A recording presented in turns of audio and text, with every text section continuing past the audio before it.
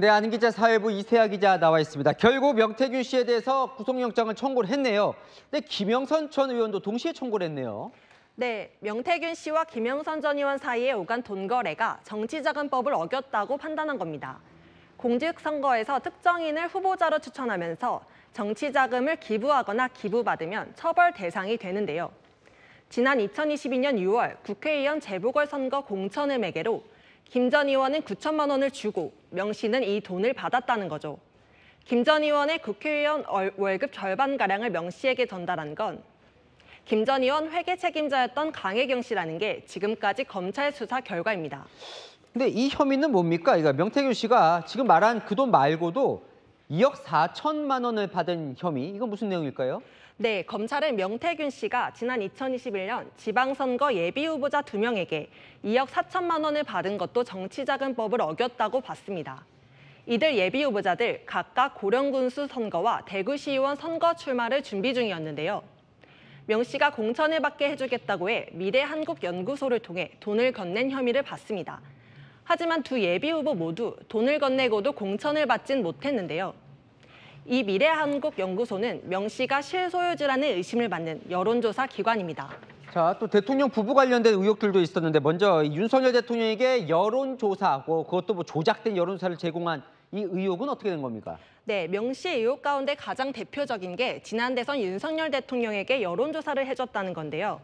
오늘 명 씨 구속영장 청구서엔 포함되지 않은 걸로 전해집니다. 명 씨는 당시 국민의힘 후보였던 윤 대통령에게 3억 7천만 원 상당의 여론조사를 돈을 받지 않고 해줬다는 의혹이 제기됐습니다. 앞서 강혜경 씨는 명 씨가 여론조사 대가로 김건희 여사를 통해 김영선 전 의원 공천을 받아냈다고 주장하고 있죠.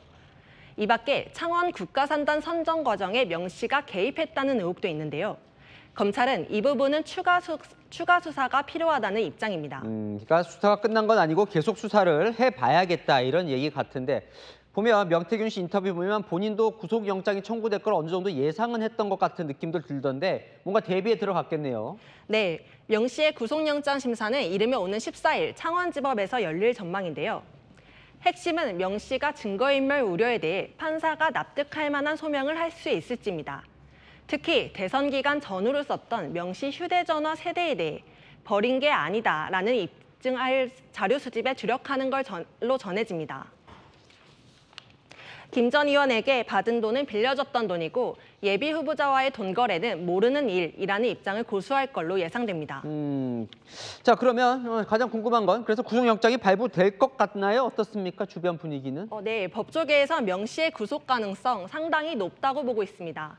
법원이 구속영장 발부를 결정할 때 가장 중시하는 거, 증거를 인멸할 염려가 있는지, 그리고 도주 우려가 있는지입니다. 현재로선 명 씨의 도주 가능성은 높다고 보기 어렵지만 검찰은 구속영장 청구서에서 명 씨의 증거인멸 우려를 강조한 걸로 전해지는데요. 명 씨는 검찰 소환에 앞서 언론 인터뷰에서 휴대전화를 아버지 묘소에 묻어놨다거나 다 불지르러 간다고 언급한 적이 있죠. 이 부분을 영장 담당 판사가 어떻게 판단할지가 구속 여부를 가를 걸로 보입니다. 네, 잘 들었습니다. 아는 기자 이세아 기자였습니다.